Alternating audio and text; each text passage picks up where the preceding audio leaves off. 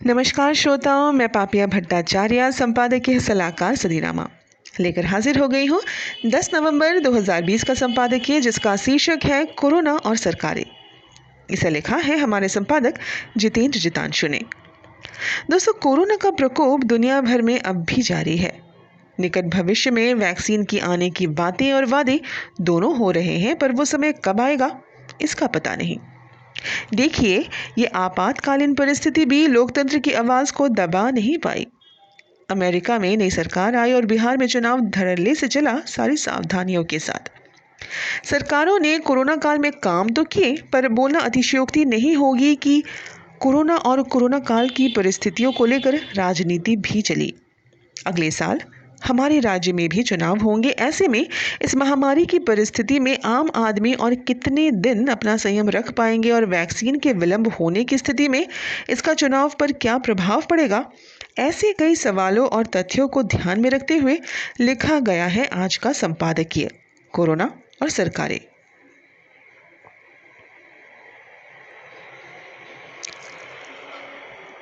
Phone की घंटी बजते ही अंग्रेजी और हर भारतीय भाषा में आवाज आती है, कोरोना अभी खत्म नहीं हुआ है। जब तक दवाई नहीं तब तक ढिलाई नहीं। मतलब कोरोना हमारे बीच अब भी है।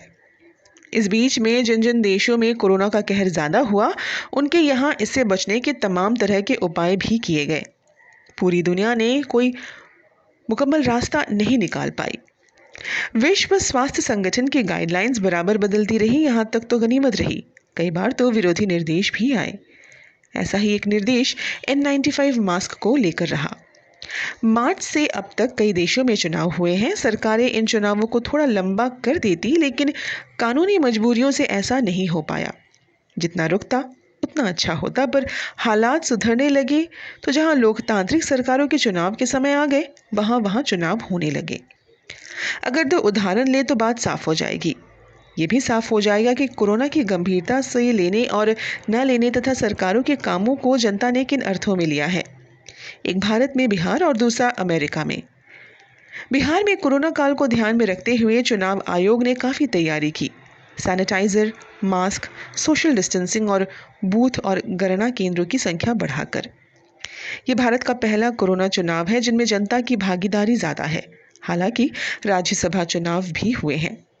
इस कोविड काल में बिहार की सरकार ने सबसे ज़्यादा टेस्ट कराए। विरोधियों ने लाखों प्रवासी मजदूरों के मुद्दे को उठाया। मजदूरों का प्रवास कोई नई बात नहीं है, पर कोविड काल में ये मुद्दा मुख्य बन गया है। चुनाव हो चुके हैं, एग्जिट पोल फेज चल रहा है। चलते चलते फ्री कोरोना वैक्सीन का जुमला भी खूब चला। अमेरिका चुनाव पर कोरोना ने गहरा प्रभाव डाला। पहले के चुनावों के सारे तरीके बदलने पड़े। बड़ी बड़ी रैलियां नहीं हो पाई। सबसे ज़्यादा प्रभाव पड़ा प्रेसिडेंट के लिए होने वाली बहस पर। इस बार वोटिंग भी ज़्यादा ऑनलाइन हुई। अमेरिकी सरकार ने कोविड समय को कैसे संचालित किया और उसका जनता पर क्या प्रभाव पड़ा।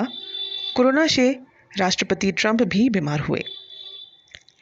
अमेरिका में सबसे पहले हल्ला हुआ क्लोरोक्विनीन दवा का, जो बाद में गलत साबित हुआ। सिर्फ हल्ले पर दवा की राजनीति भारत तक चली आई। विज्ञान और मास्क फोर्स की बात को कभी कभी राष्ट्रपति ने हल्के से लिया और हंसी के पात्र भी बने। कोरोना से बचने के उपायों की कमी खली। अमेरिकनों ने मास्क की जगह कपड़े का प्रयोग करना पड़ा। टेस्टिंग लेट शुरू हुई, नतीजा हुआ ज़्यादा लोग मरे। इस कोरोना काल की टीके के नहीं होने से लंबा होते देखा जा रहा है। अमेरिकी चुनाव का परिणाम आ गया है, आधिकारिक घोषणा बाकी है। कोरोना काल सरकारों के लिए परीक्षा और जनता के लिए संयम का काल है। अब वो ये तय करेगा कि कौन जाएगा और कौन सत्ता में आएगा। आमीन। तो ये था दोस्तों आज का संपादकीय कोरोना और सरकारें, जिसे लिखा थे हमारे संपादक जितेंद्र जितांशु ने। कल एक और विषय के साथ हम वापस लौटेंगे। तब तक के लिए नमस्कार।